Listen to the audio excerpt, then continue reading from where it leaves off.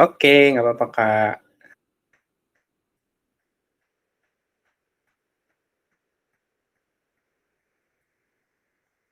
Oke, thank you teman-teman yang udah ngeluangin waktunya. Ketemu lagi kita di QL for All sharing session di bulan Januari ini, di tanggal 31 Januari. Kali ini kita bakal masih sama formatnya seperti QL sharing session pada momen-momen sebelumnya. Jadi nanti kita akan vote kembali materi apa yang akan kita bahas sesuai dari teman-teman yang hadir pada malam hari ini. Oke? Gimana kabarnya teman-teman? Boleh di-drop di kolom komen. Apa kesibukan teman-teman saat ini juga? Yang lagi di jalan, hati-hati ya. Semoga sampai tujuan dengan selamat.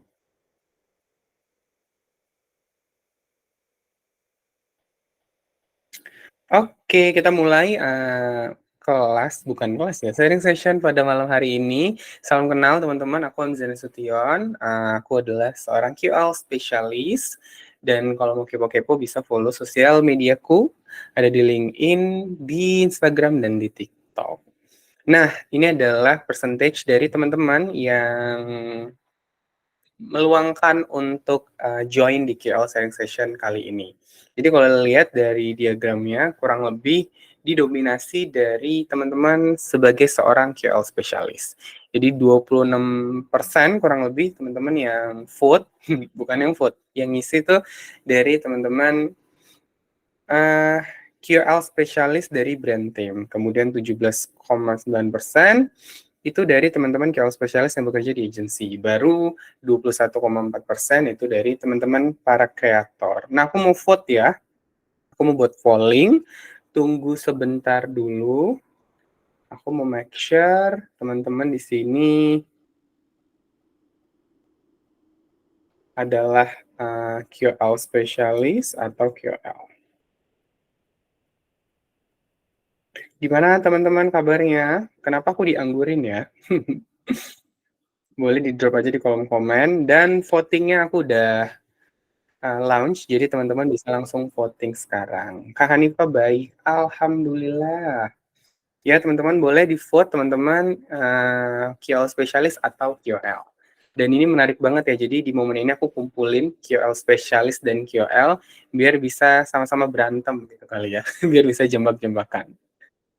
Tentu bukan itu maksudnya, jadi sebenarnya dari sharing session ini aku pengen kita ngedengar dari kedua belah pihak. Jadi nanti minta tolong juga buat teman-teman untuk boleh, wajib ya, bukan boleh, wajib untuk share pengalaman atau experience-nya gitu ya kepada kita semua. Jadi biar kita sama-sama belajar. Jadi komunikasinya nggak hanya dari aku, tapi dari teman-teman semua yang udah ngeluangin waktunya. Oke, teman-teman udah pada vote, coba aku lihat ya vote-nya. Jadi kalau mau vote di sebelah drop ya, di sebelah kolom ngechat gitu ya, itu ada bintang, ada segitiga, ada bulat di situ ya teman-teman, bisa pollingnya. Oke, udah ada 11 orang yang vote. Ini sisanya apakah belum tahu jati dirinya atau diwakilkan? Boleh ya, langsung di vote aja. Oke, oh ya by the way aku mau tanya dong teman-teman nih, asalnya dari mana atau sekarang lagi stay di mana? Aku sekalian bantu komen juga ya, kalau aku sekarang stay-nya lagi di Medan. Kalau teman-teman yang lain, mana tahu nanti aku ada liburan, terus bisa gitu ya, nanya ke teman-teman rekomendasi di tempat teman-teman tinggal. Bogor, Depok, wah Kak Syakira di Bogor. Bogor mana Kak? Aku dulu kuliah di Bogor dan tinggal di Bogor. Jakarta, Jaksel, Jakut, Jogja, Bandung, Lampung, Bekasi, Depok. Wah, Bekasi. Bekasi di mana tuh? Aku juga punya tante tinggalnya di Bekasi, di Pondok Ungu ya. Depok, Lampung, Bandung. Oke. Okay. Jogja, aku Bogor Kabupaten Kak. Di Tambun Kak. Tambun itu ini ya, itu kan yang QL, bukan QL sih, sekarang udah jadi selebriti ya. Siapa sih yang Umi ya? Itu ya, dia sering mention tentang Tambun. Emang Tambun separah itu kah, Kak? Jalannya berlobang. Iya, Umi Kuari, bener. Kan itu. Oke, kamu anak Tambun tapi pacar kamu nggak Jaksel kan? Nanti nggak direstuin lagi sama orang tua. Oke, sambil aku cek kembali ya vote-nya ya. teman-teman sekalian. Coba aku lihat vote-nya. Oke, jadi didominasi sama teman-teman KOL spesialis. Dan kita akan vote, sepertinya udah ketahuan sih materi apa yang akan kita bahas. Jadi aku mau ingetin mungkin buat teman-teman yang baru join di KOL for All sharing session, teman-teman udah ngisi formnya dan nanti kita akan menentukan kembali materi apa yang akan dibahas. Karena pada dasarnya kan pelaku atau teman-teman yang interest di KOL industry itu dari berbagai background dan kepo terhadap hal yang berbeda-beda. Jadi marilah kita sama-sama untuk menentukan kira-kira mana yang paling sesuai dari hasil Google Form dan dari persentage teman-teman yang hadir malam hari ini. Jadi yang hadir malam ini akan menentukan kembali materi apa yang akan dipilih berdasarkan dari vote tertinggi ya pas ngisi Google Form. Yaudah, walaupun nggak ngerti kita lihat aja lanjut ya. Aku juga bingung ngomong apa. By the way, di kelas kali ini, suaraku dengeran kan? Di sharing session kali ini aku lagi coba berdiri teman-teman. Jadi karena kebanyakan duduk, jadi sekarang aku mau coba berdiri, jadi ya mungkin akan lebih aktif. Oke, nah ini dia materi yang kita akan bahas berdasarkan vote tertinggi. Jadi memang karena teman-teman dari KOL spesialis dan aku lihat mungkin pengalamannya kurang lebih kurang dari atau dari 0 sampai 2 tahun. Jadi mungkin teman-teman juga masih penasaran bagaimana berkarir sebagai seorang KOL spesialis. Gitu. Berarti kita langsung bahas aja ya. Topiknya adalah KOL spesialis karir. Setuju atau tidak? Jika setuju boleh kasih jempolnya. Karena aku juga udah siapin materinya dan aku juga sudah merangkum pertanyaan-pertanyaannya. Dan tenang aja, sama seperti materi kita di kelas sebelumnya, teman-teman juga boleh nanya di luar dari materi yang kita bahas. Dan tentunya aku juga minta teman-teman untuk on mic gitu ya, karena namanya sharing session, nggak afdol kalau misalnya teman-teman juga nggak share momen-momen yang sangat kita pengen ketahui. Oke.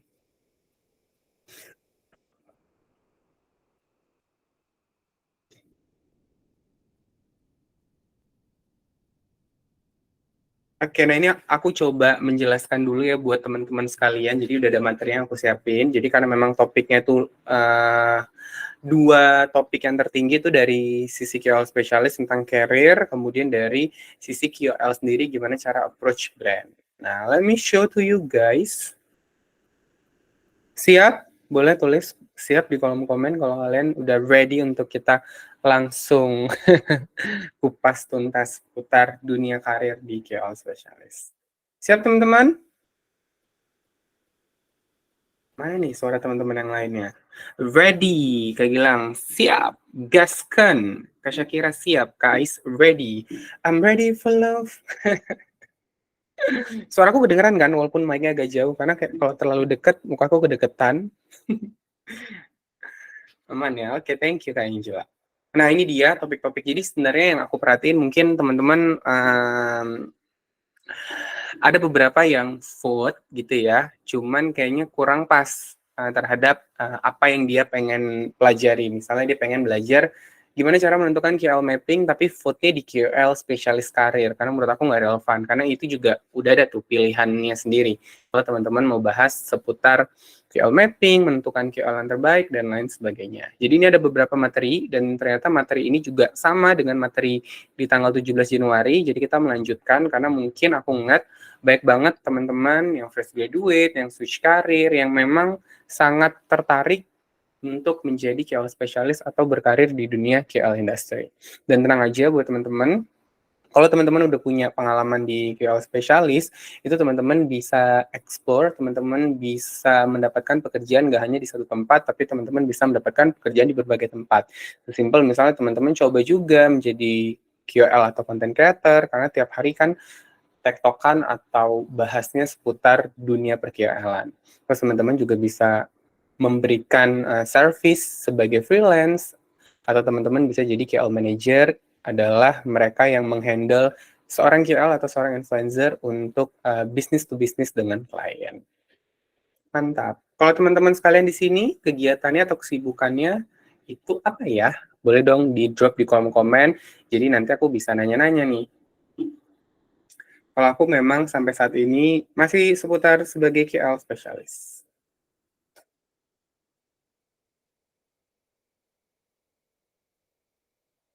Kerja sambil kuliah, wah keren banget, fresh graduate, freelance QL spesialis, Kak, mantap.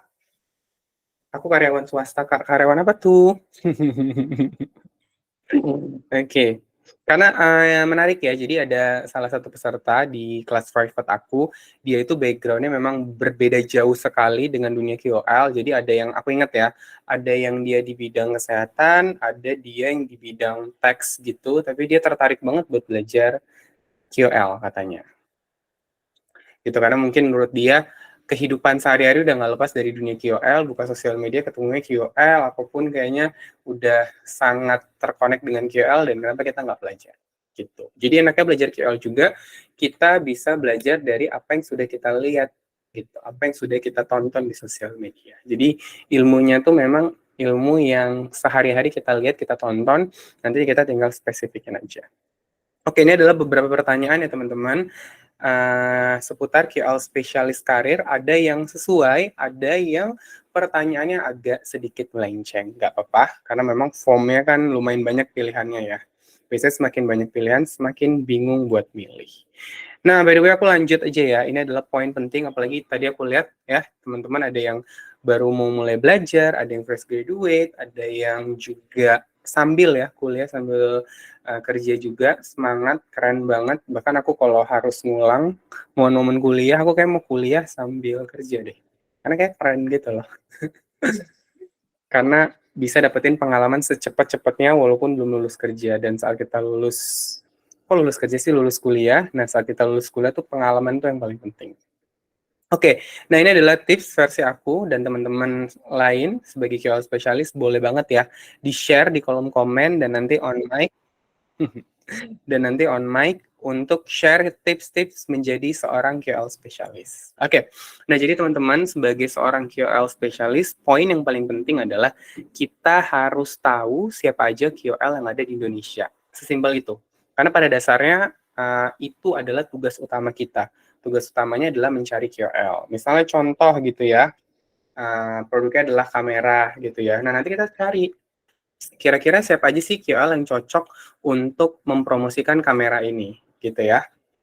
Nah, bagaimana kita tahu siapa-siapa aja KOL yang cocok untuk mempromosikan kamera, kalau kita nggak tahu siapa-siapa aja KOL yang ada di Indonesia. Nanti beda case lagi, kalau misalnya ternyata produknya harus vitamin, kan berbeda ya kamera dengan vitamin. Kira-kira siapa yang cocok gitu ya untuk mempromosikan kalau produknya vitamin, sedangkan kemarin kamera gitu. Atau misalnya simple baju dan lain sebagainya. Jadi makanya karena memang sekarang udah banyak banget produk yang pengen bekerja sama dengan KOL dan selalu ada inovasi dalam perkembangan produk, bukan hanya skincare gitu ya. Jadi makanya kita dituntut untuk mencari siapa aja sih KOL yang cocok untuk company untuk brand tersebut. Karena bisa jadi nih, bisa jadi produknya kamera, tapi dia mungkin butuhnya adalah mereka-mereka yang selalu berkegiatan di outdoor dan outdoornya itu lumayan ekstrim, misalnya di gurun, di gunung, di hutan. Nah, kita harus cari tuh.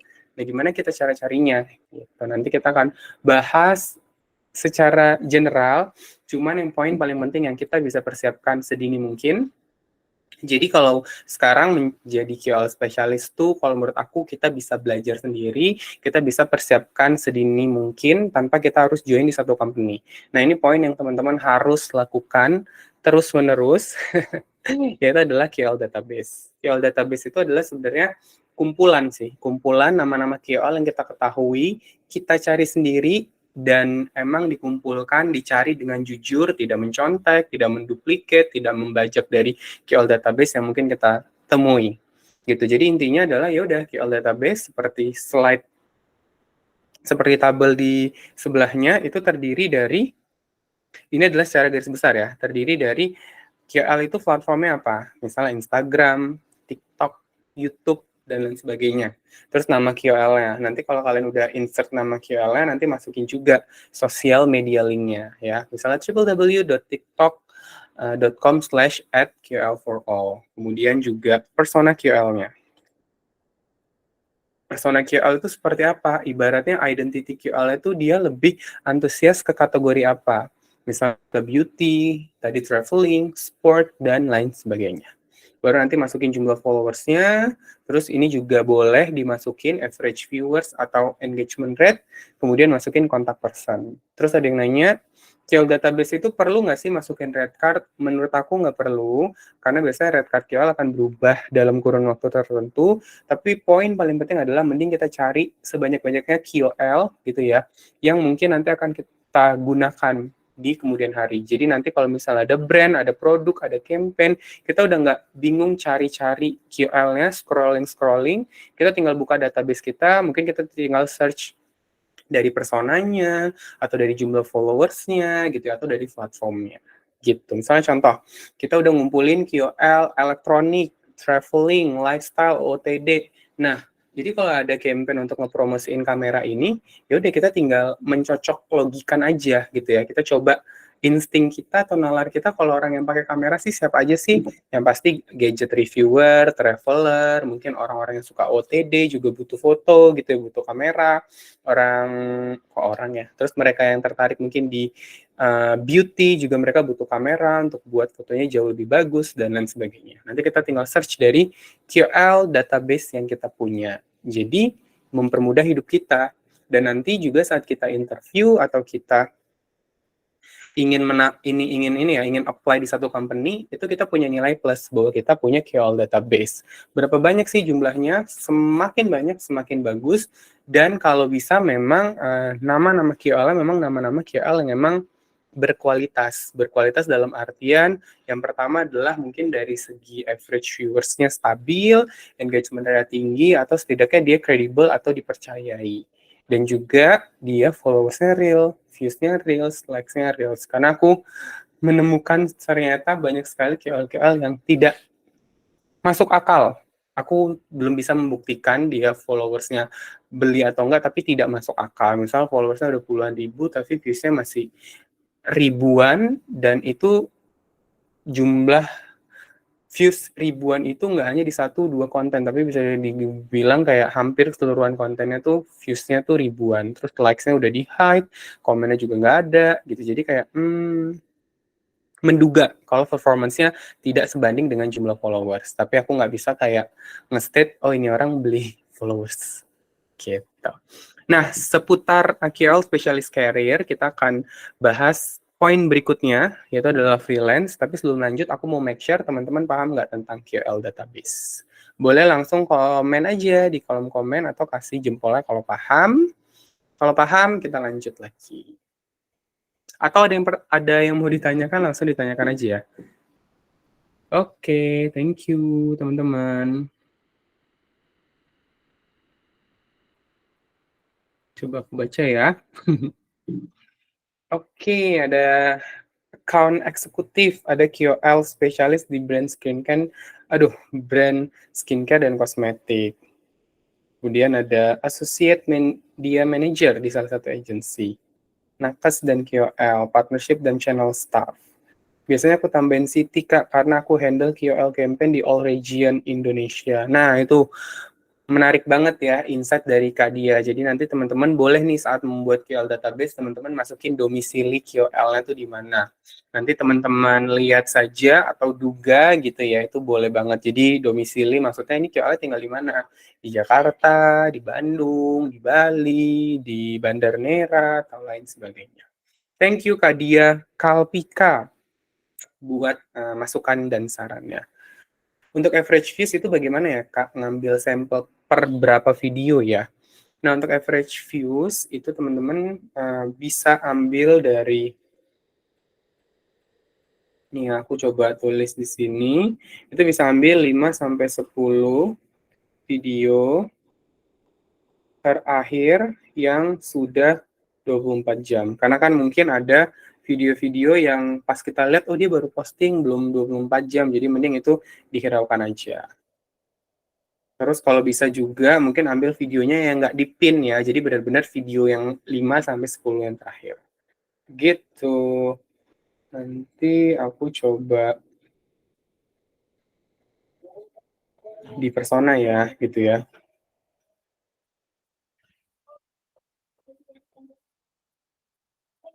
Oke. Bisa tambahin domisili QL. Thank you banget. Nah, bisa tambahin domisili.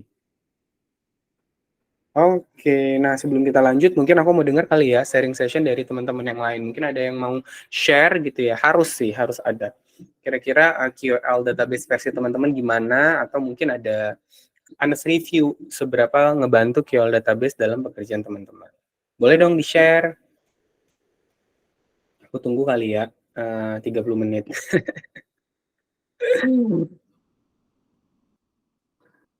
Kira-kira tuh, kalau teman-teman atau sesimpel, teman-teman tuh punya jumlah QL di QL database itu berapa ya?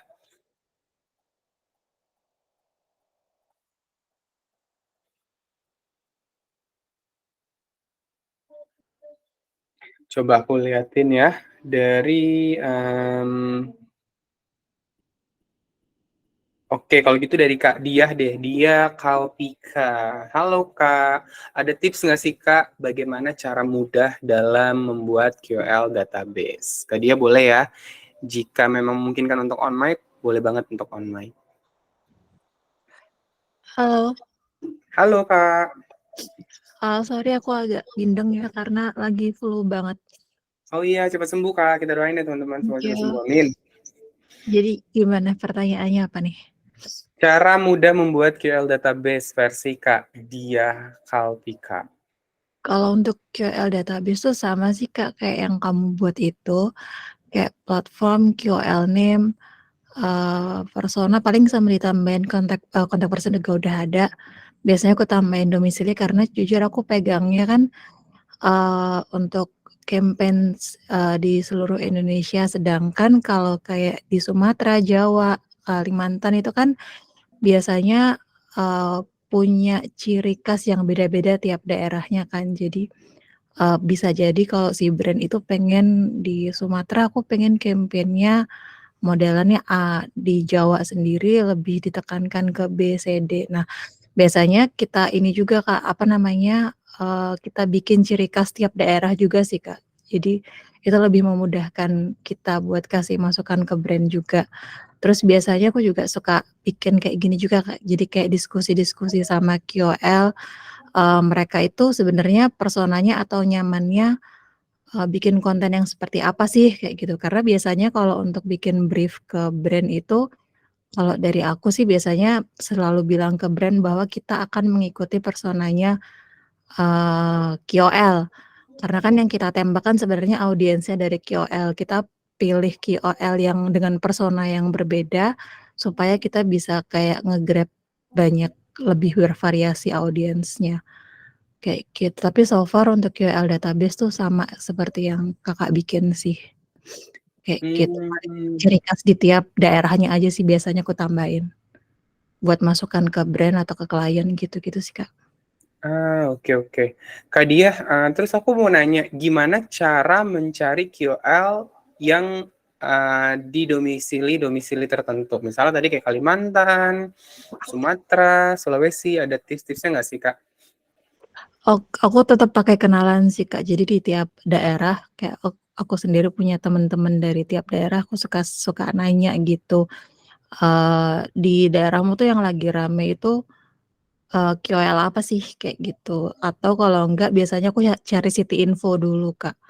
City info tuh dalam artian kalau Ah, misalnya di Jogja gitu kan ada Jogja Update, terus kalau iya. misalnya di Medan mungkin ada Explore Medan. Nah, kayak gitu kan biasanya, eee, mereka ada following, kita ngecek di following-nya akun-akun Hmm. itu, heeh, jadi itu kadang-kadang juga berguna sih yang kayak gitu. Kita cek satu-satu sih, mau nggak mau kita cek manual satu-satu, tapi kalau misalnya enggak, biasanya aku juga minta rekomendasi dari admin. Misalnya kan kalau kayak, City Info kayak gitu kan mereka biasanya tahu daerahnya. Aku minta, "Kak, ada rekomendasi untuk City Info lain atau ada rekomendasi KOL, persona yang individu kayak gitu apa kalau untuk campaign tertentu." Biasanya aku tetap apa, jaga komunikasi, bikin komunikasi bagus dengan para admin juga, kayak gitu sih. Wah, oke oke oke, menarik menarik menarik menarik menarik, oke. Thank you ya Kak Dia ya buat Thank sharing you. session-nya. Selamat malam. Cepat sembuh dan lancar campaign-campaign di berbagai kota. Thank you. Iya, beri tepuk tangan dong buat Kak Dia, teman-teman. Kasih reaction-nya buat sharing session dari Kak Dia. Dan menarik banget ya. Jadi, itu ada beberapa tips tuh yang kita bisa, kita bisa catat, kita bisa terapkan di kemudian hari. Jadi, yang poin pertama adalah tips mencari KOL. Jadi, tips mencari KOL tuh kita bisa manfaatin teman-teman yang kita punya, ya. Jadi, mungkin sesimpel kalau misalnya kita nggak tahu ya, mungkin kita interestnya bukan di produk beauty. Nah, mungkin kita bisa tanya nih teman-teman kita yang suka beauty, kira-kira mereka follow siapa aja. Nah, nanti kalau udah ketahuan nama-nama KOL, nanti biasanya kita akan lebih mudah lagi mencari KOL yang sejenis. Kayak misalnya di Instagram kan dia ada suggested suggested account. Nanti di situ kita bisa kepoin siapa aja akun-akun yang memang direkomendasikan dari satu KOL yang kita udah ketahui. Begitu juga di TikTok. Jadi itu boleh banget dicatat dan diterapkan ke depannya. Jadi nanti teman-teman kalau bingung nyari KOL, poin pertama adalah bisa tanya ke teman. Karena itu juga yang biasanya gitu ya teman-teman KOL spesialis lakukan. Kalau misalnya udah bingung, udah mentok, kira-kira siapa lagi ya KOL yang kita bisa approach untuk campaign ini. Karena mungkin KOL-nya terlalu spesifik gitu. Dan tips yang kedua adalah kita bisa kepoin dari following. Jadi kita bisa kepoin dari followers dari KOL tersebut, karena biasanya juga sesama KOL saling nge-follow. Jadi mungkin kita bisa tahu nih siapa-siapa aja yang KOL yang ternyata cocok, kita lihat dari following dari KOL yang kita udah ketahui. Mantul.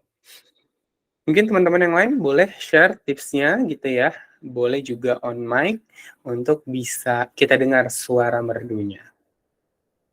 Oke, coba ya aku baca dari Kak Gabriela. Atau biasanya kadang aku juga memanfaatkan koneksi di QL juga, Kak. Karena biasanya mereka juga punya community sendiri. Gitu kan, Kak.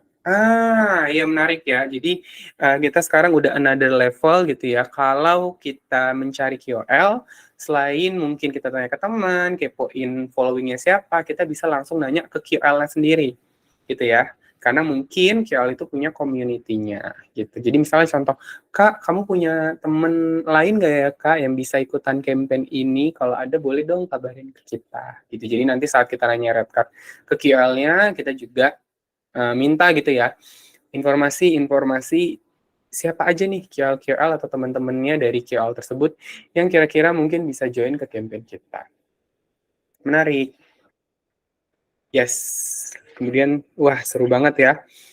Kita beneran the real sharing session. Jadi dari Kak Widiani Azarona, ada juga kita bisa pakai aplikasi. Yes, benar. Jadi teman-teman bisa tuh kepoin influencer marketing tools untuk mempermudah teman-teman dalam mencari KOL. Atau kalau yang free itu ada TikTok Seller, jadi nanti teman-teman bisa kepoin kira-kira KOL yang teman-teman butuh atau teman-teman cari, itu bisa banget pakai itu.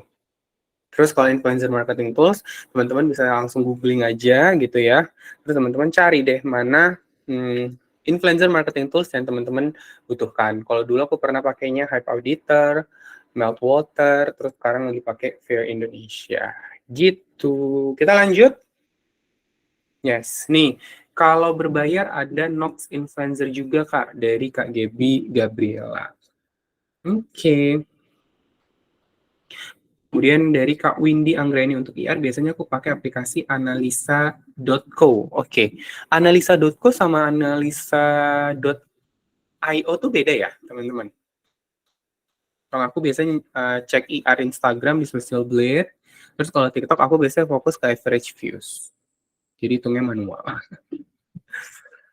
Oke, kita lanjut ya. Ntar ya, aku minum dulu ya. Ntar aku akan hilang dari kamera dulu karena minumnya harus duduk. Ntar ya.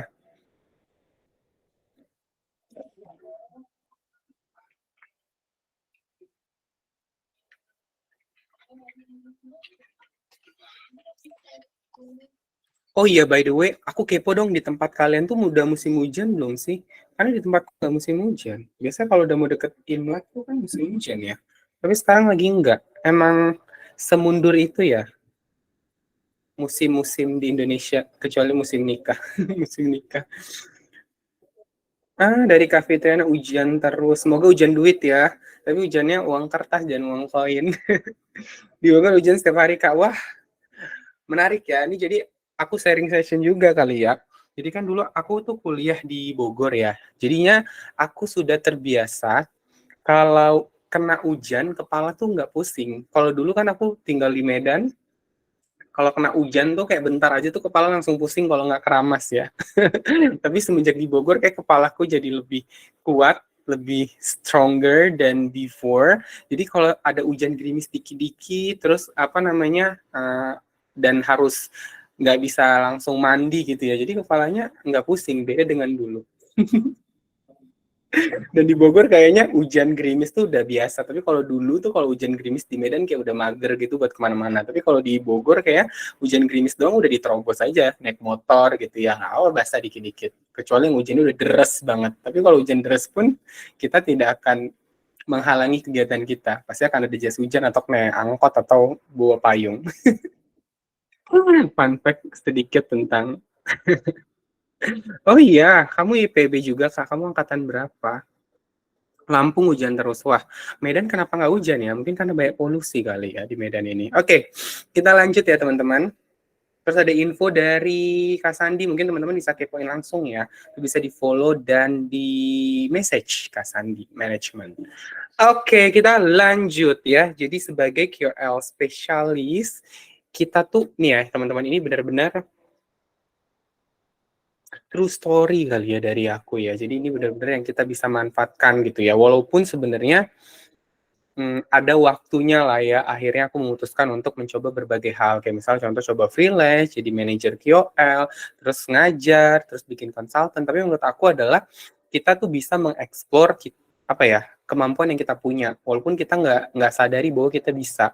Jadi menurut aku sebagai QL spesialis, mungkin teman-teman yang mau mengeksplor, karena gini, saat kita explore, kita dapat point of view yang baru. Menurut aku salah satu momen yang berharga banget dalam hidup aku adalah lebay ya, itu menjadi manajer QL karena dari situ aku akhirnya tahu campaign-campaign gitu ya, terus aku melihat berbagai brand memperlakukan QL dan itu jadi pelajaran buat aku, buat di company-ku juga buat QL-ku sendiri. Jadi menurut aku selagi kita masih muda, menurut aku kalau udah tua tuh mungkin umur 50-60 kali ya. Jadi aku agak rada sebel kalau anak-anak umur masih 20-an udah dibilang tua. Kayak kelahiran 90-an tuh menurut aku belum tua sih. Jadi menurut aku yuk dicari berbagai banyak pengalaman dan itu kalian yang bisa menentukan mana yang paling cocok buat kalian gitu. Misalnya contoh, menurut aku anak-anak sekarang tuh sangat kreatif sekali ya. Jadi mungkin teman-teman juga bisa eksplor membuat konten. Nanti teman-teman bisa menawarkan diri kalau misalnya brand-brand gitu ya. Mau buat konten, udah bisa pakai jasnya teman-teman. Karena aku kemarin ngobrol sama salah satu teman aku, sekarang trennya brand itu adalah mereka nggak punya konten tim, jadi mereka bekerja sama KOL, terus KOL ini disuruh buat konten, dan kontennya itu nanti jadi asetnya klien. Beda banget dulu di 2017 gitu ya, di awal-awal aku berkarir di dunia per-QL-an ini, kalau brand itu membuat konten, biasanya brand itu akan bayar agensi, nanti agensinya akan provide kontennya, misalnya kontennya video atau foto. Tapi kalau sekarang mungkin ya, menurut aku ya, sekarang mungkin banyak cara untuk makin menekan cost dan budget, karena memang di zaman-zaman sekarang mungkin emang tidak stabil sekali gitu ya, secara transaction mungkin. Jadi mereka mungkin cara mengantisipasinya adalah daripada nge-hire agency bayar mahal atau bayar tim gitu ya. Yaudah dia kayak bayar aja ke QL atau mungkin sekarang trennya juga ada UCG ini ya, kreator ya. Dimana dia yang nge-provide konten dan konten itu nanti akan digunakan sama klien atau brand yang bersangkutan. Benar nggak sih? UCG nggak sih? Atau ada yang bisa jelasin nggak sih UCG kreator tuh kayak gimana sih guys? Iya, user generate content, UGC, sorry. Thank you, Kak Agnes. Iya, UGC. Wow, Kak Mentari angkatan 56. Wadidaw. Kamu berarti kelahiran 2000-an ya? Menarik. Boleh nggak sih dijelasin UGC? Aku tuh udah baca, tapi yang aku nangkep itu sih, mereka ya fokusnya ngebuat konten gitu nggak sih? Tapi kan konten creator juga buat konten ya. Aku belum terlalu nangkep. Boleh ada yang mau jelasin tentang UGC? Boleh on mic. Oke, kita bahas lagi ya seputar KOL Specialist Career. Jadi freelance teman-teman bisa cobain, terus internship. Ini aku nggak bosan-bosan juga sih. Kalau misalnya teman-teman tertarik buat internship, ya teman-teman tertarik buat internship, teman-teman harus pilih mana internship yang paling sesuai dengan teman-teman. Ada mungkin orang-orang yang fokusnya setelah dia lulus kuliah dia harus dapetin penghasilan, ya kan? Ada juga yang orang lain yang penting dia dapat pengalaman gitu. Kalau dulu aku memang alhamdulillahnya masih bisa dibantu sama orang tua. Jadi pas aku internship ya aku masih tetap dapat uang jajan orang tua. Tapi akhirnya one day aku nggak bisa dibantu orang tua, jadi mau nggak mau aku harus pikirin sendiri lagi gitu. Jadi menurut aku fokusnya ke pengalaman. Cuman kalau memang kita harus mendapatkan salary gitu ya, atau benefit, banyak kok pengalaman-pengalaman yang memang kita sebagai internshipnya kita juga dibayar. Cuman terkadang memang ada case-case yang kita ketemu ya kayak di Twitter atau di mana gitu orang nge-spill bahwa dia sebagai internship tapi kerjanya udah kayak karyawan full time. Nah itu teman-teman juga boleh apa ya? Boleh di satu sisi sebenarnya menurut aku pribadi ya, di satu sisi saat kita sebagai internship tapi kita pekerjaannya banyak, poin bagusnya adalah kita jadi lebih pinter dalam waktu singkat karena pekerjaan yang kita handle banyak, tapi di satu sisi memang kita tidak dibayarkan sesuai salary-nya. Jadi kayak ada plus minusnya, ya.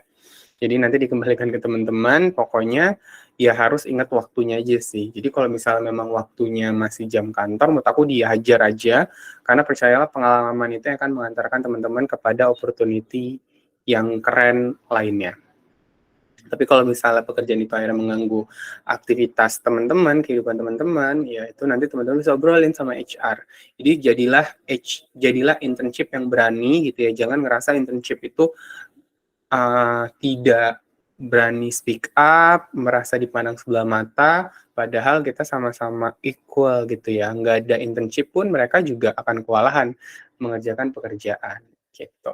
Kalau gaji internship tuh berapa ya?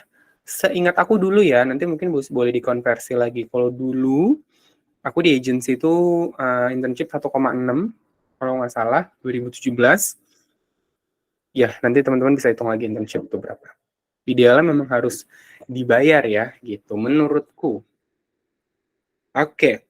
Terus kemudian teman-teman ini juga, teman-teman jangan sampai melewatkan mengupgrade gitu ya CV teman-teman gitu ya, dibuat lebih bagus lagi, lebih sesuai lagi dengan perkembangan yang sekarang gitu ya, karena udah banyak banget orang-orang baik yang mau nge-share tips-tips dalam membuat CV. Sama juga yang gak kalah penting adalah interview. Jadi aku kadang menemukan kandidat yang mungkin secara CV sangat menarik, tapi pas interview dia tidak sangat meyakinkan. Jadi poin penting dalam interview menurut aku ya teman-teman yang mau berkarir di dunia KOL harus dilatih dari sekarang. Jadi kalau misalnya teman-teman grogi, kemudian teman-teman nggak pede ngomong-ngomong orang baru, terus banyakkan overthinking, latih dari sekarang. Jadi tipsnya adalah buat video di mana teman-teman ngejelasin diri teman-teman gitu ya dalam beberapa waktu, terus nanti nilai. Oh ini ngomongnya udah luas, oh ini masih terlalu banyak patah-patah, baru nanti improve lagi. Jadi jangan sampai lupa untuk tahap yang paling penting juga tuh adalah interview skill. Pokoknya saran aku adalah saat kamu interview, coba posisikan tuh kamu lagi kayak sharing session gini sama temen tongkrongan kamu, cuman bahasanya lebih sopan lagi gitu. Jadi intinya tuh di interview itu kita justru kayak bertanya, menjawab gitu. Jadi kalau ada orang nanya kita jawab dengan benar, terus kita juga berhak untuk bertanya terhadap hal yang kita nggak tahu juga atau kita pengen cari tahu. Pokoknya interview skill itu adalah salah satu hal yang kadang orang suka lupa untuk tidak lakukan atau persiapkan sehingga gagal, padahal CV-nya udah keren banget. Gitu. Terus upgrade skill, contohnya misalnya ikut KOL sharing session kali ini, terus belajar dari internet, belajar dari teman, atau mungkin teman-teman bisa join kayak webinar atau lain sebagainya. Tenang aja, ini nggak akan ada promosiin apapun.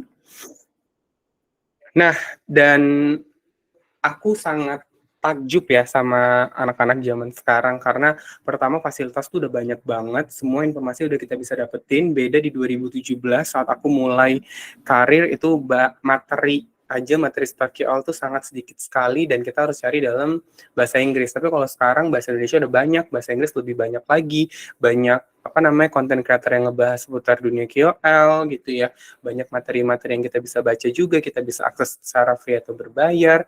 Jadi poin paling penting sekarang adalah harus action, dan keren banget buat teman-teman yang udah mau belajar dunia QL. Jadi yang pertama yang menurut aku yang teman-teman bisa lakukan, dan ini bisa diinterpretasikan ke berbagai hal. Yang pertama adalah karena teman-teman nggak tahu, teman-teman akhirnya cari tahu. Jadi ini adalah kita masuk step yang pertama. Teman-teman pengen gitu ya berkarir di dunia QL dan teman-teman nggak tahu gimana caranya.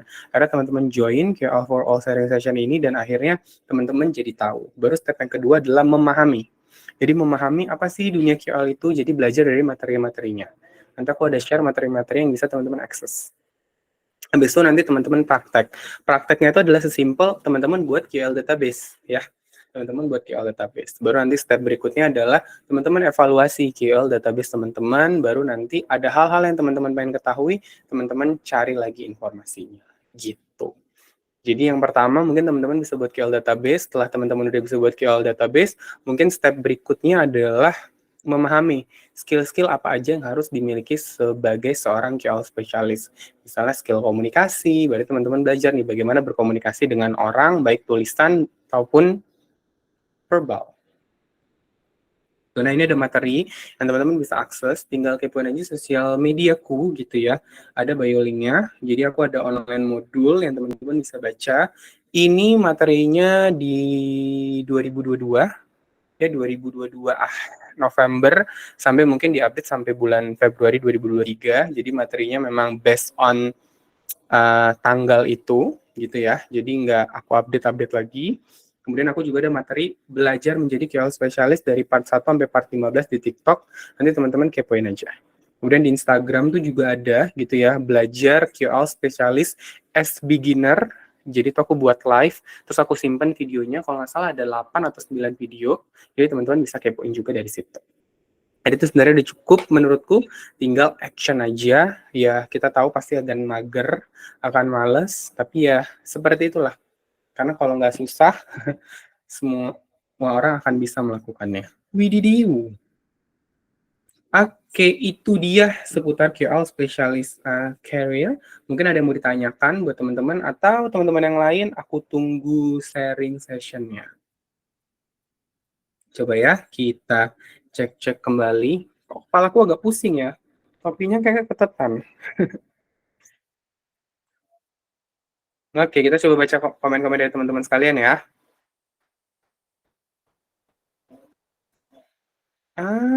Oke.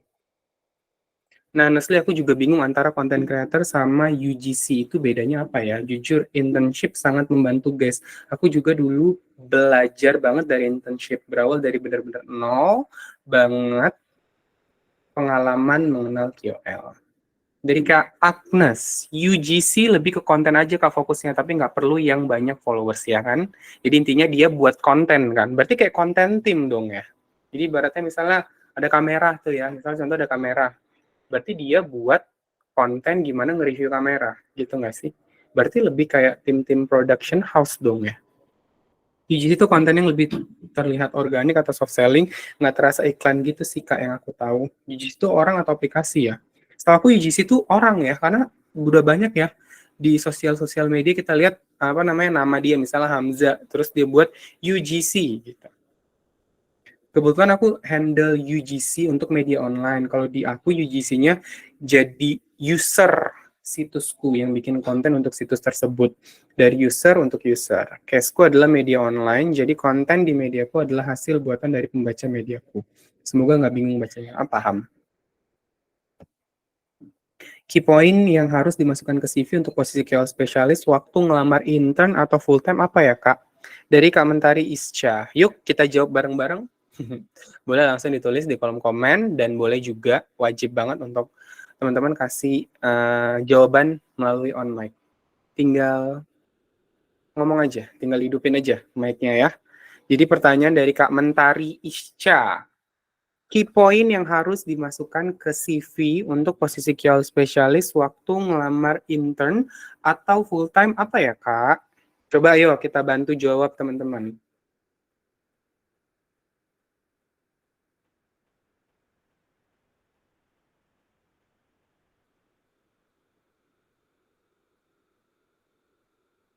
Oke, nanti kita bahas obrolan yang teman-teman bahas selanjutnya.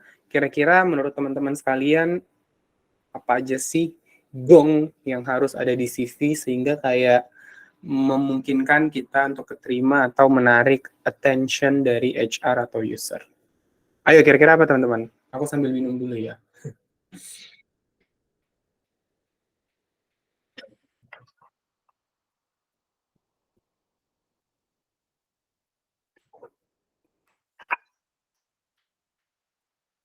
Oh iya, by the way dari tadi materi yang aku jelaskan ada yang mau ditanyakan, kalau paham boleh kasih jempolnya, kalau belum paham boleh langsung ditulis pertanyaannya. Jangan malu-malu, nanti rugi.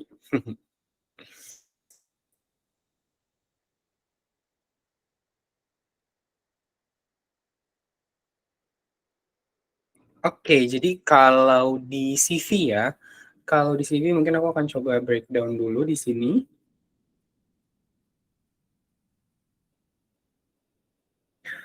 Oh my God, it's another year.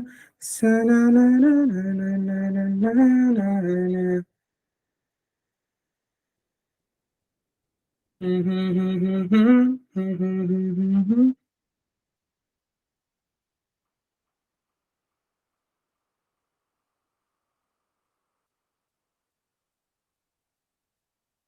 Oke, coba aku jawab ya. Jadi ini biasanya disesuaikan kembali ke tipe pekerjaan QL spesialis yang kita mau lamar. Karena pekerjaan QL spesialis itu biasanya ada beberapa tipe. Coba ya, sebelum bahas ke highlight, aku mungkin bahas QL spesialis. Spesialis scope of work-nya ya, atau SOW-nya. Jadi ada yang kita ketahui sebagai eksekutor. Jadi dia tugas utamanya adalah mencari dan menghubungi QL. Kemudian ada yang bagian campaign, dia biasanya intinya memastikan QL posting sesuai sesuai dengan kesepakatan. Kemudian ada yang bagiannya strategis. Jadi dia buat brief gitu ya, buat brief, kemudian bikin report, pokoknya ngurusin data lah, data management, QL data management. QL performance ya, kurang lebih situ ya, QL performance data management. Atau dia yang all package, jadi dia mengerjakan semuanya. Jadi QL dari A to Z ya. Jadi dia mengerjakan mulai dari, benar nggak sih, eksekutor sampai strategisnya. Nah, jadi nanti disesuaikan kalau misalnya kita apply-nya tuh sebagai QL apa. Jadi itu yang kita tonjolkan. Dah, poin paling penting menurut aku ya tadi ya, aku masih menyesuaikan dengan apa yang aku bahas di awal, masih konsisten, yaitu tentang QL database. Atau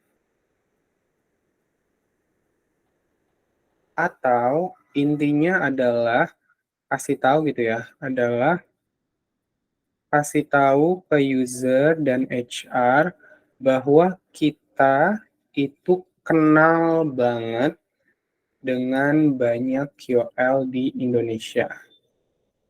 Kenal bangetnya itu ya sesimpel kita tahu siapa aja QL yang ada di tanah air tercinta. Jadi itu yang pertama ya. Kemudian yang kedua menurut aku ya, ini yang aku coba highlight. Aku minta tolong teman-teman, aku minta tolong teman-teman juga share gitu ya point of view-nya, dan aku minta juga teman-teman buat sharing session juga ke kita semua termasuk aku. Jadi skill utama menurutku ya itu communication skill,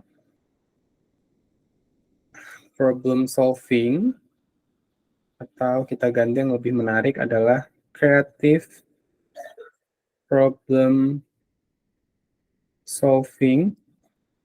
Terus menurutku people management, kemudian social media campaign. Atau ya secara garis social media campaign trend. Nah, ini komunikasi ini, di sini kita pengen nunjukin bahwa kita tuh punya skill yang oke banget dalam berkomunikasi dengan KOL, dengan klien, dengan brand, baik tulisan dan juga secara langsung atau melalui pesan suara.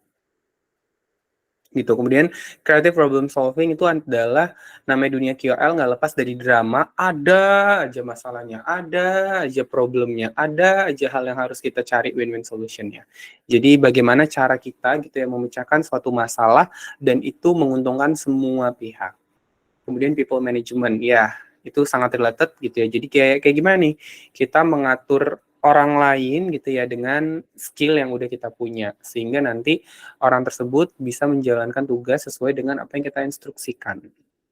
Kemudian sosial media campaign atau intinya adalah kita tahu tuh sebenarnya sosial media itu secara garis besar seperti apa. Misalnya kita tahu trennya, kemudian apa yang sekarang lagi diminati sama orang, bagaimana algoritma dari berbagai sosial media, kemudian bagaimana sih cara buat konten yang bagus di sosial media A, B, C, D, E, F, G.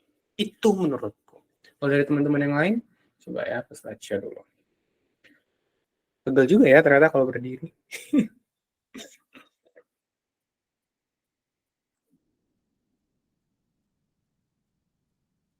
Yes, negotiation skill itu penting banget.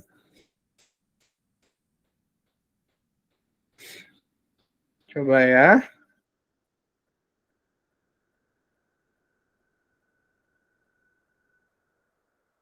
Iya, kalau grup Telegramnya ada kok di bio link, tinggal diklik aja ya.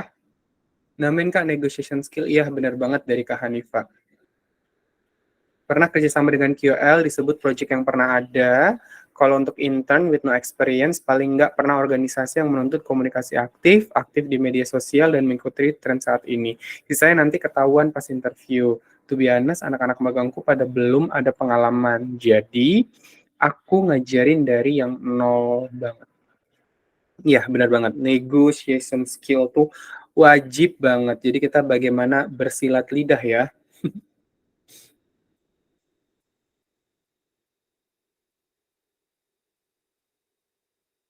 Oh iya benar, jadi ini coba aku tambahin satu ini lagi ya. Jadi menyambung kalau kita masih sebagai fresh graduate gitu ya, atau apa sih yang kita harus prepare gitu ya. Aku misalnya semester akhir, apa sih pengalaman-pengalaman di dunia kuliah yang aku bisa kumpulin sekarang nih, biar nanti ngebantu aku untuk menjadi seorang KL spesialis yang handal. Jadi ya pas di kuliah, menurut aku PR activity sih. Biasanya kan anak kuliah tuh sesimpel ibaratnya dia divisinya divisi komunikasi atau divisi PR, di mana dia nanti buat event, nanti dia akan tektokan sama stakeholder kampus atau pihak-pihak luar, dia nge-manage orang ini untuk bisa datang gitu ya ke eventnya mereka. Nah, itu adalah salah satu skill yang membantu banget karena kurang lebih QL tuh seperti itu.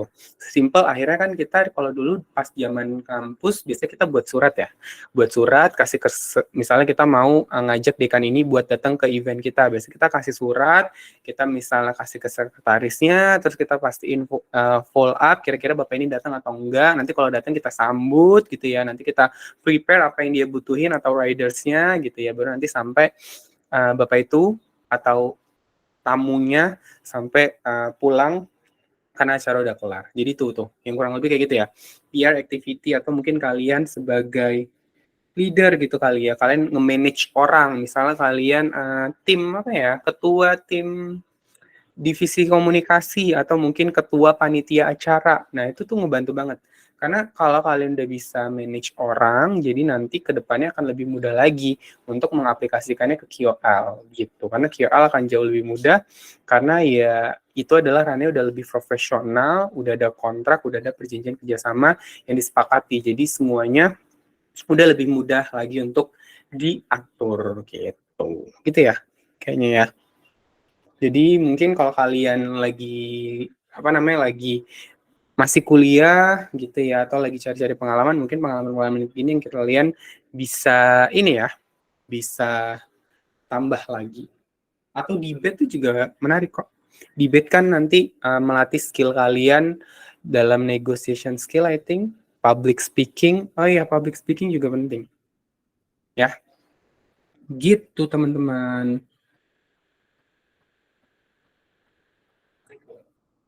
Menarik sekali. Ini ya, jadi pengalaman juga yang aku rasakan ya. Pokoknya intinya adalah mau belajar sih, mau belajar, mau mendengar, enggak batu. Karena yang aku lihat tuh kalau di sosial media tuh mungkin ada beberapa orang yang batu banget gitu ya, yang mentalnya nggak baja, itu nggak cocok di dunia KOL. Jadi pokoknya dunia KOL itu yang paling penting sih intinya ya, kita mau belajar, mau mendengar, dan mentalnya memang harus kuat gitu. Karena drama itu pasti akan selalu ada, masalah itu kayak hari ini kelar terus besok ada lagi. Jadi yang pasti kita harus siapkan mental sekuat-kuatnya, nggak usah baper gitu ya, anggap aja ya ini cuma kerja, di luar kerja kita nggak perlu pikirin, kita ambil kehidupan kita yang lainnya yang normal yang kita bisa lakukan. Jadi saat kerja kelar kita coba untuk relax gitu. Jadi aku ada beberapa gitu ya teman-teman yang ikut di kelasku private di batch 1 gitu ya. Jadi dari komen teman-teman juga akhirnya aku kayak mencari benang merah kenapa mereka sekarang udah bisa berkarir di KOL spesialis gitu ya, di satu tempat yang mereka inginkan. Karena menurut aku poin pentingnya adalah mereka emang mau belajar, mereka rendah hati, mereka mau banyak mendengar, dan yang paling penting adalah mereka itu ini ya, sangat aktif. Jadi nanti kalau misalnya teman-teman internship atau bekerja, teman-teman jangan pasif. Jadi kalau aku dulu ya, misalnya ya yang bisa ditiru, misalnya kita udah siap nih satu kerjaan atau udah kelar nih satu kerjaan, kita waktu masih panjang nih, ya kita kalau bisa gitu ya, namanya dulu gitu ya lagi semangat-semangatnya belajar, kita minta aja kerjaan tambahan lainnya. Atau setidaknya kalau kita disuruh atau diminta untuk ngerjain satu hal, kita harus benar-benar tahu tujuannya apa gitu ya, kenapa harus dikerjain, biar kita itu ngerasa bahwa tugas ini memang beneran akan bermanfaat bukan hanya buat dia atau yang bersangkutan, tapi buat kita juga, karena ngelatih skill A, B, C, D, F, G. Gitu ya. Jadi menurut aku skill-skill yang, bukan skill ya, hal-hal yang kita bisa lakukan lainnya adalah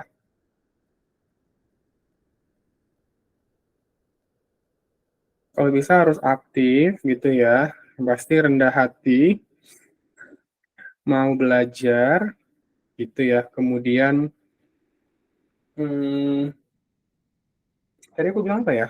Aktif, rendah hati, mau belajar, terus hmm, ya kurang lebih itu ya. Aktif, rendah hati, mau belajar, mental baja, mau mendengar, kritis ya Allah, aku mau bilang itu maksudnya, dan kritis. Gitu. Mendengar gitu. Itu sih ya. Jadi pokoknya teman-teman udah keren banget menurut aku kalau teman-teman udah di momen-momen ini gitu ya, udah sharing-sharing session, ada teman-teman udah mau belajar, mau mendengar gitu ya. Kritis juga gitu. Jadi itu ngebantu teman-teman bukan hanya mungkin di KOL spesialis tapi di kegiatan yang teman-teman ingin lakukan lainnya. Oke, paling kita nanya-nanya aja kali ya. Mungkin teman-teman yang lain boleh nih di-share atau mungkin teman-teman ada yang boleh banget on mic.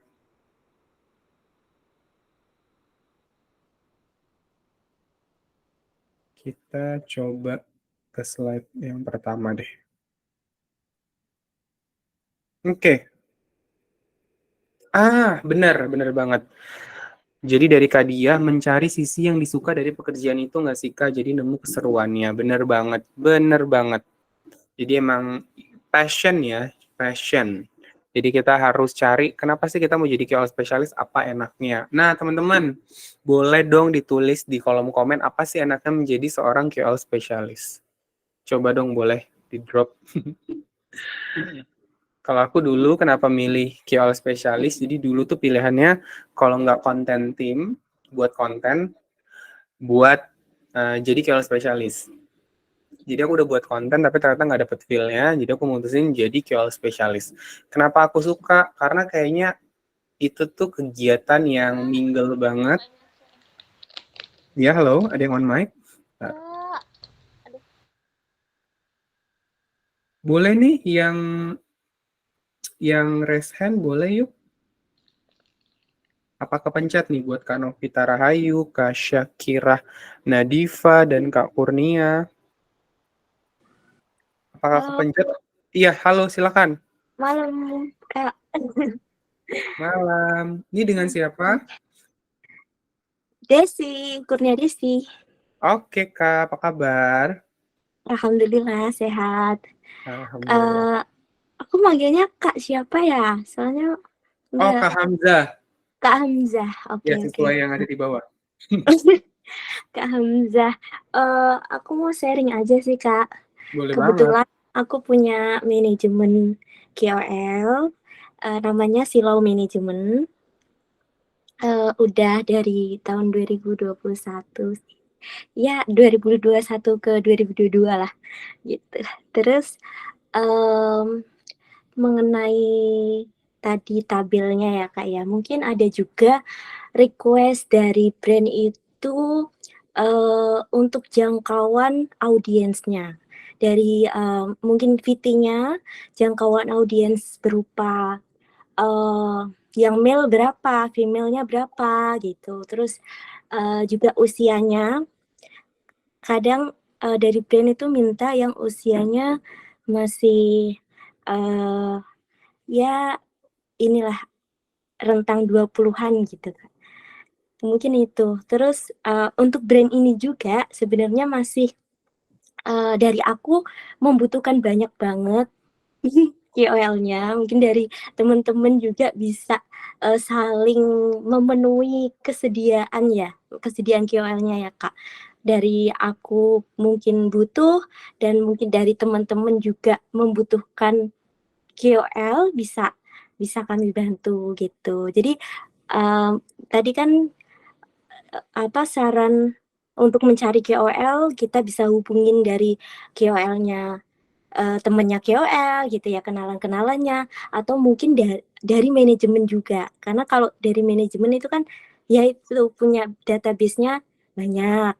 Terus kita tinggal cari-cari nih yang sesuai dengan kebutuhan dari brand kayak gitu.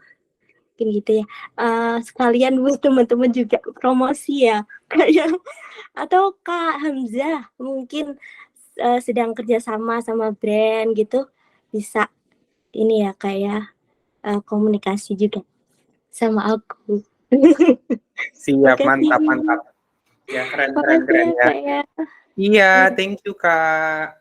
Jadi nih teman-teman, bisa banget juga ya kegiatan yang teman-teman bisa lakukan untuk mulai berkarir sebagai seorang KOL spesialis bisa ditiru juga kayak Kak Desi buat manajemen. Jadi nanti teman-teman bisa handle KOL-KOL gitu ya, mungkin dari KOL-KOL kriteria yang teman-teman suka atau mulai dari teman-teman yang ternyata seorang KOL juga yang mau dibikinin manajemen.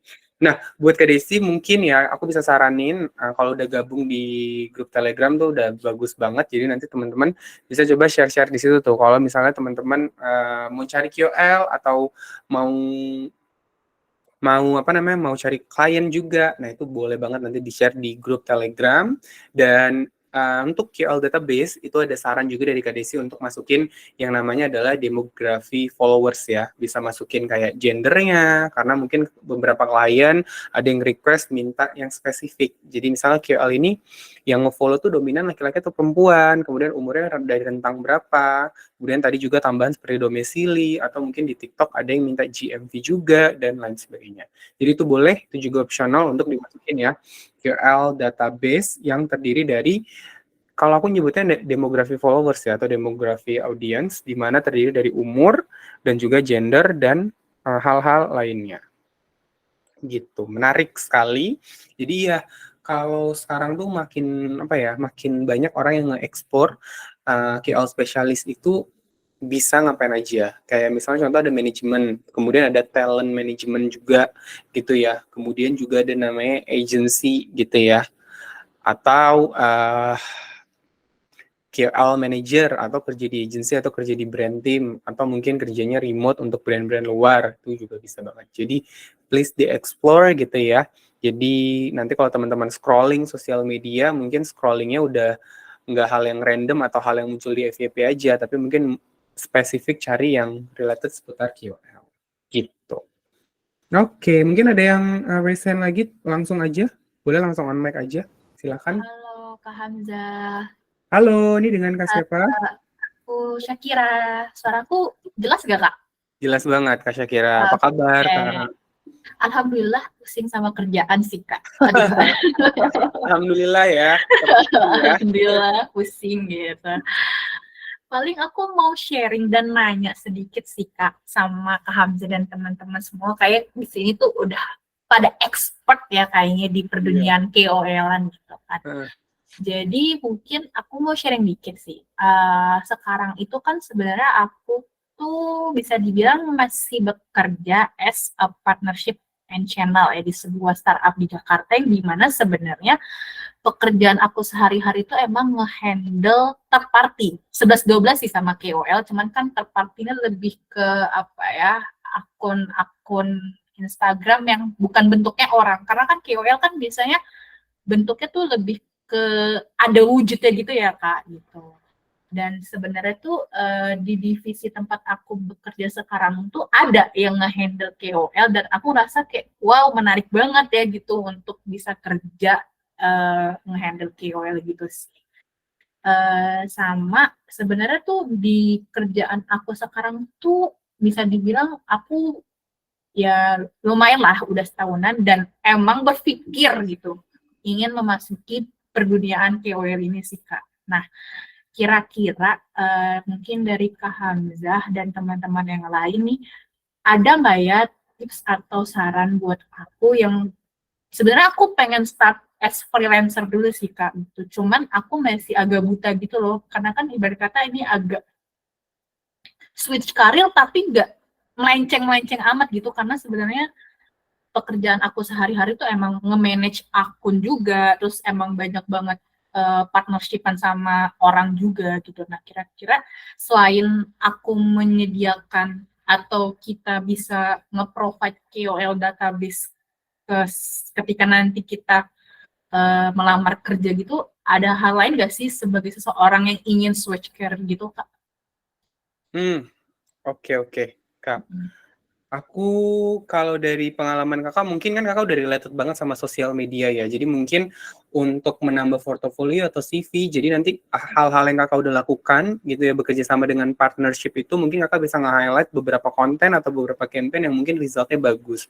Misalnya result yang bagus sesimpel dari views-nya gede, atau likes-nya gede, atau engagement-nya gede. Jadi nanti di situ kakak juga bisa nge-highlight bahwa saat kakak kerjasama dengan partnership, kakak juga memastikan konten dari partnership itu berkualitas dari sisi performance. Dan juga mungkin kakak bisa nge-highlight kayak kakak tuh biasanya dalam 1 hari atau 1 bulan berapa banyak sih partnership yang di-manage. Jadi nanti dari situ juga bisa menggambarkan bahwa ke depan kalau kakak kerjasama sama KOL, kakak bisa nge-handle sebanyak ini atau lebih banyak dari yang sebelumnya kakak udah pernah handle atau manage atau komunikasi dengan partnership yang sudah pernah gitu. Mungkin boleh kasih contoh nggak sih Kak, salah satu akun partnership itu seperti apa gitu? Mungkin hampir sama ya dengan KOL, cuman bedanya ya mungkin ini lebih kayak publisher, community. Aku sebenarnya kalau partnership di sini lebih ke community sih Kak. Community dengan objektifnya lebih ke barter value aja sebenarnya. Itu sih kalau bentuknya.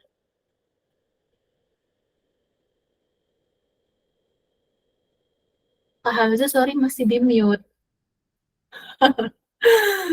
Oke.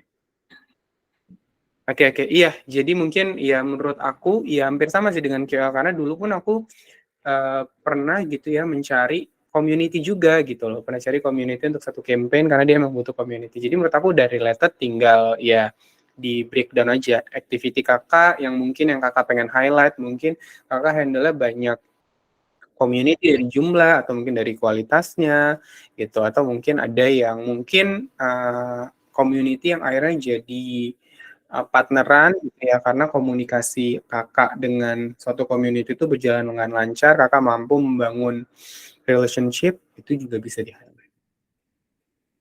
Mungkin teman-teman yang lain mungkin? Paling aku ada follow up question sih Kak, boleh nggak? Boleh dong, silakan. Oke. Kalau buat KOL database sendiri sebenarnya ada nggak sih benchmark tertentu misalnya di industri ini kira-kira andai kata bisa nggak ngomong aman ya, kira-kira bisa nggak sih kita start untuk listing berapa akun gitu sih Kak? Kalau untuk benchmarknya. Jadi kalau menurut aku sebanyak-banyaknya, tapi minimal banget mungkin sekitar 100-an ya. Jadi karena gini sih Kak, kan kalau kita cari KOL, sehari aja kita cari 3 KOL, kemudian kalau itu kita lakukan dalam waktu sebulan, berarti kurang lebih ada 90 KOL ya, gitu. Jadi kalau misalnya kakak bisa melakukan itu dalam waktu 2 bulan, 3 bulan, kan banyak banget jumlah KOL yang udah kakak dapetin. Apalagi kita pun sebenarnya tiap hari buka sosial media, tiap hari kita nemu sebenarnya KOL itu. Nah, mungkin aku saranin setiap kali buka sosial media, kalau nggak tahu itu KOL siapa, mungkin bisa di-capture, habis itu nanti dikumpulin gitu. Jadi menurut aku sebanyak-banyaknya lebih bagus, tapi kita nggak hanya ngejar dari jumlahnya, tapi kita ngejar juga dari kuantitinya. Percuma banyak tapi kualitas KOL-nya tidak bagus, misalnya diduga memiliki fake performance atau fake followers, jadi ya itu juga nggak akan dipakai. Jadi menurut aku mungkin ya idealnya mungkin minimal 100, lebih baik, lebih bagus, dan bisa mulai ya itu. Misalnya kita nge-scroll TikTok, Instagram, ketemu KOL yang kita nggak tahu, capture, baru nanti disimpan, dimasukin ke dalam tabel seperti ini. Gitu. Siap. Oke, noted pisan Kak. Makasih. Iya, sama-sama Kak. Oke, kemudian aku bacain beberapa komen dulu ya. Menurutku yang menarik sebagai KOL spesialis adalah memudahkan aku untuk bisa kenal dengan banyak orang. Dari situ aku bisa memperluas link aku dan memudahkan aku jadinya punya banyak freelance karena link dari kerjaan KOL spesialis. Wah, itu adalah hal yang menyenangkan dari seorang KOL spesialis versi Kak Hanifa. Dari teman-teman yang lain, boleh di-share juga hal yang menyenangkan sebagai seorang KOL spesialis. Itu apa aja gitu ya. Sambil kalau ada yang mau ditanyakan, boleh loh. Yang tadi udah raise hand, boleh langsung on mic aja untuk bertanya. Halo Kak, sorry ya aku nanya lagi. Sebenarnya aku jadi KOL beauty di platform Twitter. Jadi kenapa sebenarnya aku tertarik untuk jadi KOL spesialis karena dari situ awalnya Kak. Dan sebenarnya aku masih ragu tentang red card sih Kak, karena aku kan sempat join beberapa community gitu. Di situ kan memang kebanyakan teman-teman aku itu pada yang udah berbayar yang punya red card gitu. Sedangkan aku belum ngerti sama sekali dan untuk bikin red card tuh cukup takut gitu loh Kak. Dan memang selama ini sejauh ini aku cuma nerima kerjaan itu pernahnya barter sama beberapa brand gitu. Nah, aku mau nanya, kapan sih Kak kita harus untuk si KOL itu punya red card? Terus juga aku juga sempat dengar kalau misalnya KOL tuh bisa loh untuk approach minta kerja sama barter ke brand-brand gitu. Itu benar nggak ya Kak? Makasih Kak. Oke, makasih Kak. Jadi kalau menurut aku, jadi nanti mungkin boleh kepoin aja ya Kak, TikTok aku, itu KOL for All, itu ada di bawah ya, tulisannya ada di bawah itu yang ada watermarknya.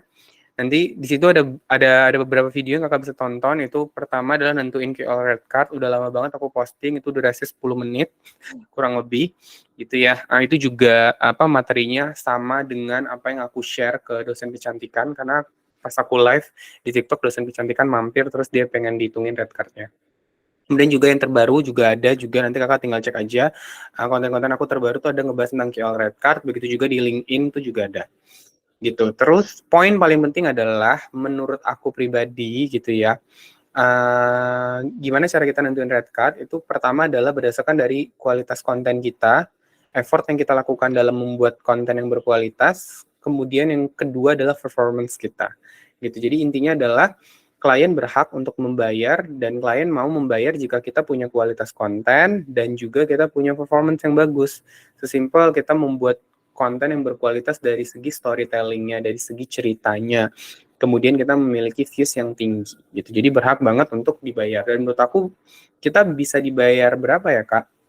Kalau menurut aku kalau misalnya kamu udah memenuhi kriteria itu, ya kamu berhak dibayar karena effort dalam membuat konten itu nggak akan keulang karena kan kita semua punya waktu yang sama 24 jam. Kalau kakak buat kontennya 1 jam, 2 jam itu nggak akan bisa keulang lagi. Jadi 2 jam yang kakak keluarkan dalam membuat konten yang berkualitas dengan performance yang oke, itu layak untuk dibayar gitu.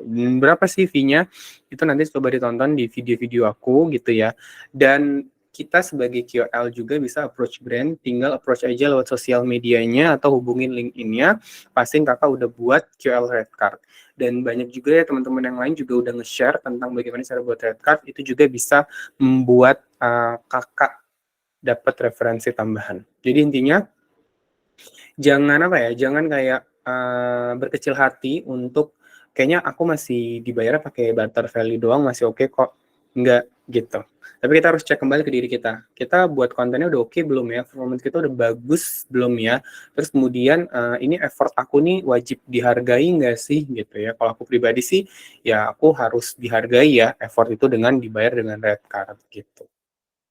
Kemudian untuk approach klien pastiin gitu ya kamu udah prepare portfolio dan juga red card. Terus kan tadi kamu juga bilang bahwa kamu udah join ke manajemen ya.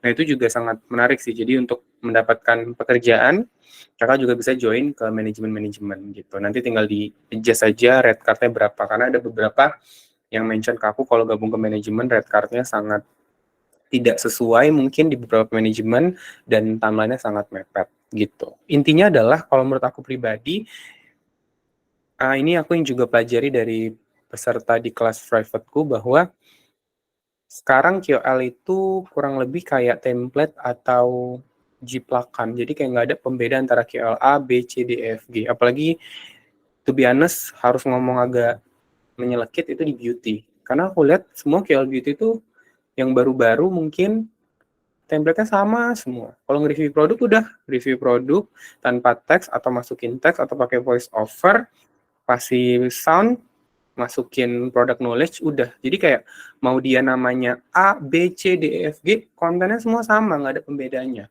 Dan sekarang dunia TikTok gitu ya, kalau kamu nanti baca reportnya TikTok, report itu TikTok itu menuntut untuk kita berani tampil dengan jati diri kita sendiri. Kalau nggak salah namanya creative bravery. Jadi kayak kita berani untuk tampil secara bold dan kita nunjukin bahwa ini personality kita. Berbeda, unik, tapi in the good way. Jadi menurut aku, jangan lupa juga bahwa kita sebagai content creator gitu ya, kita berbeda dengan yang lain karena kita punya A, B, C, D, E, F, G. Ya nanti kalau kalian lihat gitu ya, KOL yang sebenarnya kita udah tahu secara garis besar, dia pasti unik, dia pasti punya identity tertentu. Bisa dari kontennya, bisa dari parasnya, atau bisa dari personality dia, bisa dari background dia, atau lain sebagainya. Nah, identity itu yang kita mungkin bisa pelajari, kita bisa cari, kita bisa asah. Gitu ya menurutku. Kayak misalnya contoh Genta, terus dosen kecantikan, Agung Karmalogi, kemudian selebriti misalnya Denny Sumargo, dia punya identitinya. Atau yang menurut aku lumayan legend, misalnya Aulion, Yoga Arizona. Nah, itu dia punya identity. Jadi yang paling penting adalah identitinya, karena menurut aku itu nilai jual, itu value kita. Ibarat brand, dia punya brand position, dia punya tagline yang nggak dipunyain sama brand-brand lain. Nah, itu yang kita harus cari sebagai KOL. Karena paling penting, kenapa brand itu harus bayar kita, karena personality kita nggak dapet di orang-orang yang lain. Itu yang aku lihat sih, karena kalau ngeliat konten-konten creator misalnya beauty atau mom, yang kebetulan aku beberapa kali lihat, itu jujur nih nggak ada bedanya antara KOL mom A, B, C, dan beauty A, B, C. Kayak, aduh, terus kenapa aku harus kerja sama kalian gitu loh? Apa yang buat kalian berbeda, unik, dan kenapa aku harus kerja sama kalian nggak sama orang-orang yang lain? Itu sih menurut aku. Dan di satu sisi, jangan kayak kebelet minta dibayar, padahal konten kita atau result kita belum maksimal. Tapi nggak apa-apa jadi orang yang batu gitu ya. Nggak apa-apa kontenku belum maksimal, performanku belum maksimal. Tapi aku buat konten tuh pakai waktu, pakai uang, pakai tenaga. Jadi mau berapapun gitu ya resultku, kontenku, hasilnya, tapi aku tetap mau dibayar, ya nggak ada masalah. Jadi sekedar saran, tapi kembali ke kalian di-adjust kembali dan coba cari insight dari beberapa referensi. Tapi menurut aku satu poin yang aku mau highlight adalah ayo tunjukkan your identity, your uniqueness, how you can be different, how you can be the best, no, how you can be the original from the others. Kurang lebih seperti itulah. Gitu nggak sih?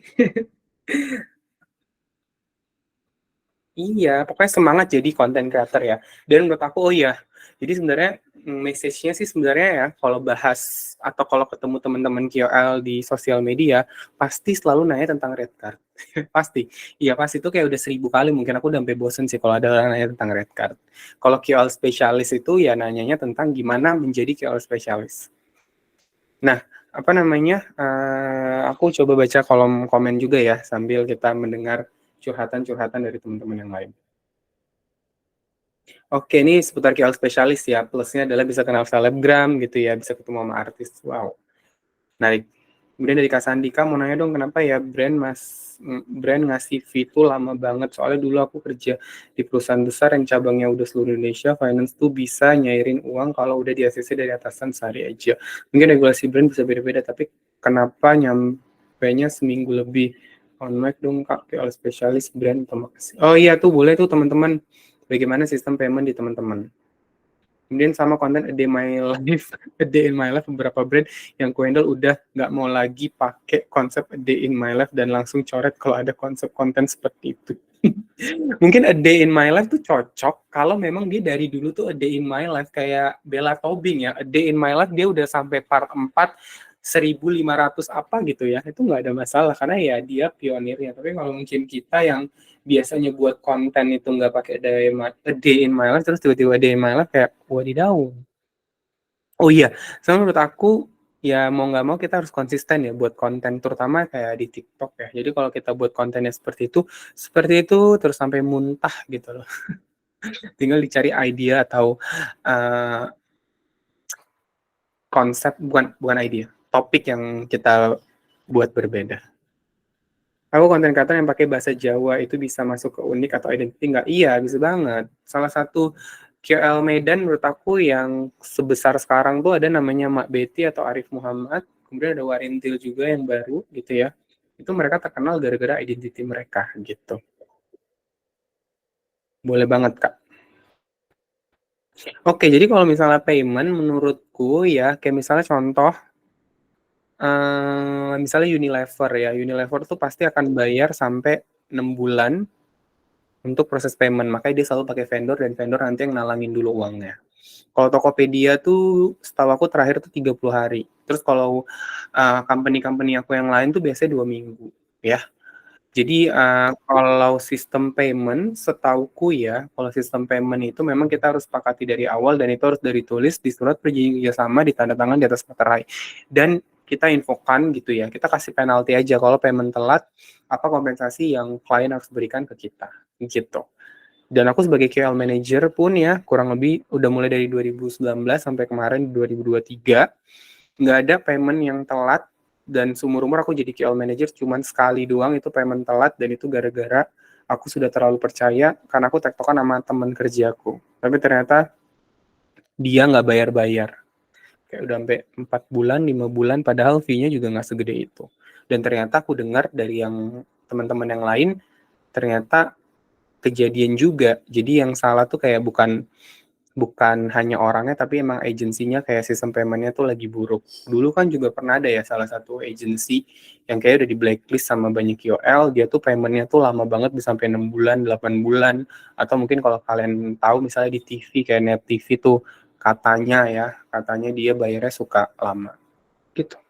Jadi kalau menurut aku biar payment-nya nggak telat, pokoknya harus ada tanda tangan hitam di atas putih pakai materai dan kasih penalti kalau kliennya telat bayar.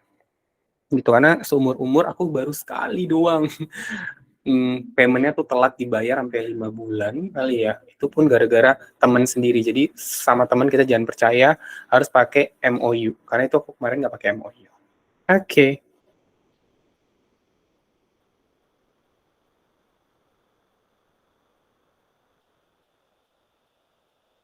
Oke, dari Kak Fajar Yanti Delviana. Jadi kalau untuk IR aku pakai Social Blade. Nanti kamu tinggal login aja langsung bisa dapat IR untuk Instagram ya. Kalau Planks tuh juga bisa, tapi setahu aku dia udah juga cuman bisa dibatasin beberapa kali ya, gitu. Teman-teman, itu dulu kali ya untuk materi kali ini. Nanti kita ketemu lagi di lain kesempatan. Buat teman-teman KOL, nanti kepoin bio link aku karena aku ngadain kelas khusus buat teman-teman KOL and it's free for everyone. Jangan lupa untuk langsung registrasi aja karena kuotanya terbatas. Oke, thank you ya teman-teman. Sorry ya, aku nggak bisa lanjut lagi karena waktunya juga sudah habis ya. Waktunya udah lebih 30 menit dari yang kita janjiin. Thank you banget buat teman-teman yang udah sharing, maaf gitu ya. Buat pertanyaan yang belum kejawab atau teman-teman yang mau sharing gitu ya, belum berkesempatan, semoga di waktu berikutnya kita ngadain lagi KOL sharing session. Tapi KOL sharing session ke depannya aku buat khusus buat teman-teman KOL. Karena dari 2022 kok bahasnya tuh selalu dari sisi KOL spesialis. Karena aku mau coba bahas dari QL-nya langsung gitu.